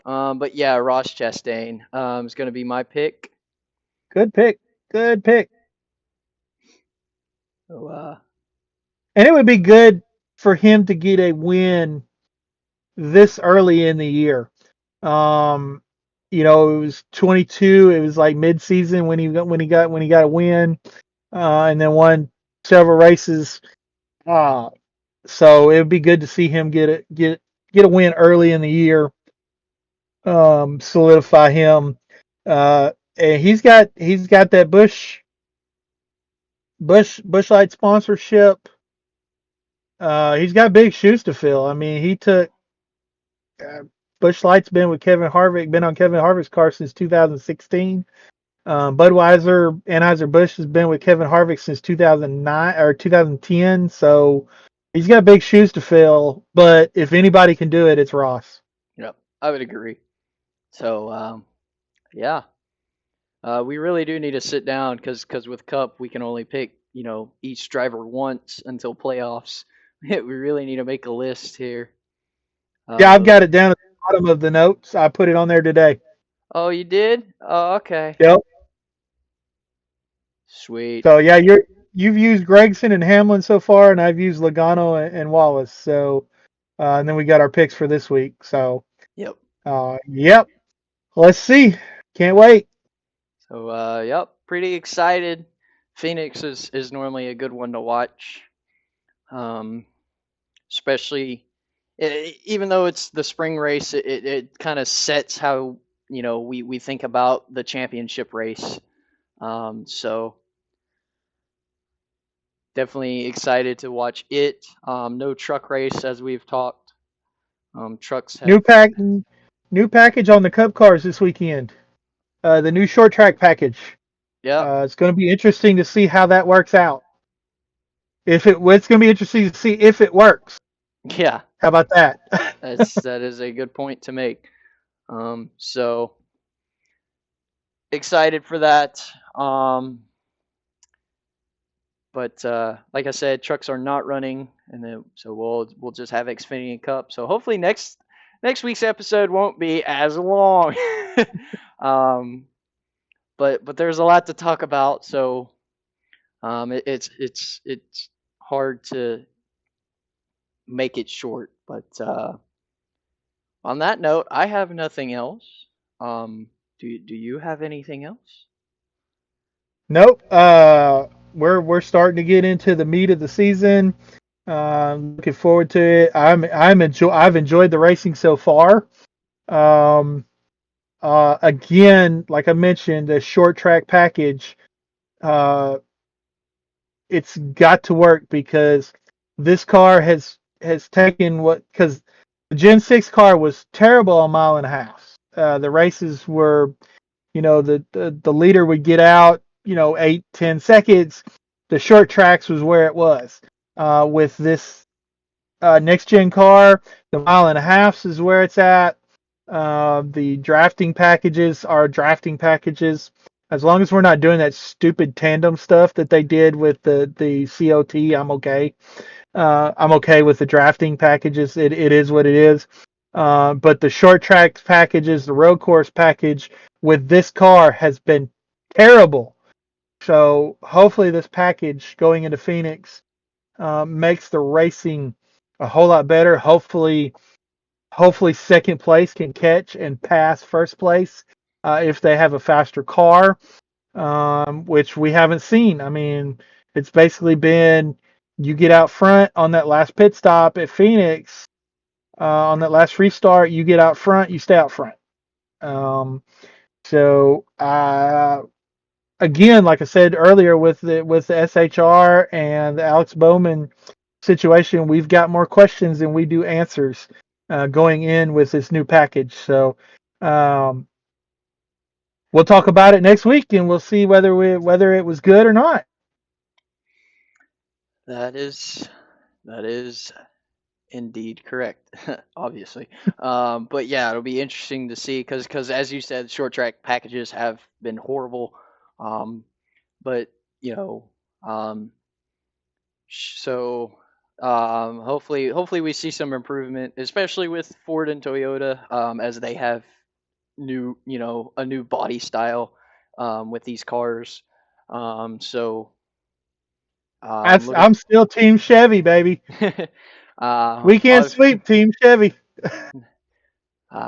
so we'll wait and see. So yep, next week Phoenix with Xfinity and Cup. So other than that, non-sponsor shout outs. But before you take over real quick, there's one I'm going to add here. One of the podcasts um, I keep forgetting about for some reason, but Stacking Pennies with Corey LaJoie. I see snippets. I need to go actually listen to it, but they have some pretty funny moments. I know Caruth was a guest on this week's episode. He's having a busy week, that's for sure. So I'm throwing that in there. Stacking Pennies, Corey LaJoie. So I'll let you go over the rest of them. I haven't listened to that. I've got so many that I listen to and so little time. Plus, I've got some other podcasts that I listen to that are career related to my career. That I just adding another podcast in there would be really difficult. I do like to watch clips that they put up on social media, but that's about all I get out of that. But that is a good podcast to add. So let's see, we got the Scene Vault podcast with Rick Houston and Steve Wade. Good historical podcast for the sport. Door Bumper Clear with TJ Majors, Brett Griffin, Freddie Kraft. Raja Caruth, as I mentioned earlier, is this week's guest. We got the Dale Jr. Download with Dale Jr. New co-host Ryan McGee from ESPN that has covered NASCAR in the past and is still a huge fan and friend of the sport. Is going to be co-hosting with Dale. I don't know if it's a one-time thing or if it's going to be a long-term thing, but anyway, and that's some news that we need to cover next week. Is Dale Jr. this week, but we talk next week. Actions Detrimental with Denny Hamlin. Really good show this week. He was kind of hard on his pit crews on 2311 pit crews. But good show. The Teardown with Jeff Gluck and Jordan Bianchi. Give this week's a listen. They basically argued the whole show. Very, very fun to listen to. I really enjoyed it. Follow all these guys on Twitter as well. Happy Hour with Kevin Harvick. We'll be dropping sometime tomorrow. Give that a listen. And if you don't listen to the Thursday interviews, because he does a Thursday interview, go and listen to that. You hear some great stories. He had the owners of Realtree on this past week, and then the week before he had Kyle Busch. So excellent interviews on Thursday with the Happy Hour podcast, as well as the Tuesday show where they recap the weekend. So follow Bob Pockrass on Twitter or X or whatever you're going to call it. I hear X and I think a Degeneration X from WWE. Trey Ryan, if you want some stats, follow Trey Ryan on X, Twitter. Follow Jayski on Twitter. Um, and then our favorite, CircleBDiecast.com for all your diecast needs. They also sell apparel. They sell IndyCar diecast, NASCAR diecast. They sell NHRA diecast. They've got some pre-orders up for some NHRA stuff. They've got apparel. They've got some movie diecasts. So check out for all of your diecast needs. Check out our favorites, Circle B Diecast. Again, hint, hint. We tag you if you want to sponsor. Shoot me a message. Of course. Yeah, definitely. Hopefully we can land that. If not, we'll still show our support as fans with And them. I've got some of their new late models that I need to sit down and review for the channel. I just have not had a chance. Um, Hopefully, maybe this week I can get one of those snuck in into my schedule. So yeah, um, that's all the non-sponsor shout outs. Like he said, go give the podcast a listen. Go follow everyone on Twitter, X, whatever you call it. Check out Circle B Diecast. They're amazing. Um, all their links will be in the description down below as usual. And for our sponsors, you got Swift Grips. You know your analog grips for any game console controller you may choose. I was looking the other day, almost any color you can think of. So if you want pink, purple, teal, blue, green, whatever color you would like to um, fancified, as I would say, um, your controllers. Go check them out. You can use code SterlingRider for 10% off with them. Um, and of course, there's my favorite drink in the whole wide world, Dubby. Of course, you got your Jitterless Energy Blend and their hydration mix. Both really, really good. I use their hydration mix at the gym, keeps me nice and hydrated. And I use the Jitterless Energy Blend pretty much when I'm not at the gym using the hydro. Super good. As as do his parents. um, really, really good. They work really hard behind the scenes with their flavors. They will not release a flavor if they don't think it's good enough. They put a lot of work behind the scenes with it. So very thankful to be a part of them. They just released a new flavor today, cherry limeade, along with the gaming team we're partnered up with, Mark Clan Gaming. So go check them out. Make sure you download the app. The app gives you a lot of in-app exclusives. You also get early access to new releases.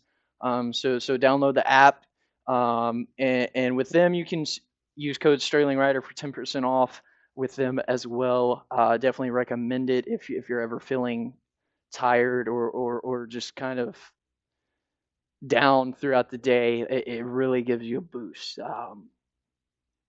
Helps me, helps my parents, helps other people I know that use it. So give them a try. They You don't have a shaker. They have shakers as well, made in the USA. They've got apparel if you need to go look really really cool in Walmart or wherever you go. So yeah. And then, of course, we got Rankest Rope Ranchwear, as I've become a brand ambassador for them. As you see, I got their hat on. They just released a turquoise collection for all the ladies, um, with like Coffee and Co. And then a shirt that says "Girls don't like cowboys; they like turquoise and money." Um, Whatever. If you like it, go check them out. They got turn and burn shirts for barrel racing, and then their typical um, name brand, small country company. I love them. I've become pretty good friends with the owner creator of this brand. So show them support. You can use code SilverDuke15 for 15% off your order with them. So make sure you go check them all out. Everyone's link, non-sponsored and sponsored, will be down in the description down below. So as we said, go give them a listen, go give them a follow, go check them out, try something new. I can say with 90% confidence you will not be disappointed. The other 10% is just because I know some people have, maybe some issues related to, kind of how Dubby reacts or something. But Dubby's mostly vitamins, so it helps big time with that. Some So, people got to complain about something no matter what. well, whatever it may be, at least try them out before you judge. If not, you save money at least, I guess. So that is it for Vegas. We went in with lots of money in the casino and came out with nothing. Unless Kidding. you're Denny Hamlin. Denny Hamlin did win a $300,000 blackjack tournament. Of course he did. Just what he needs. But more money. He needs to turn around and maybe put it into pit crews. Possibly with lug nuts. or give Michael back some of his money. Well. But yep, we got Phoenix next week. So anything else? Nope, I'm good. Y'all have a good week. All right, enjoy the races. Enjoy. Remember, no truck race at Phoenix this week, just Xfinity and Cup. And we'll see you next week. Talk about Phoenix. So enjoy the week. Have fun. And we'll see you then. So peace out. Right on. God bless.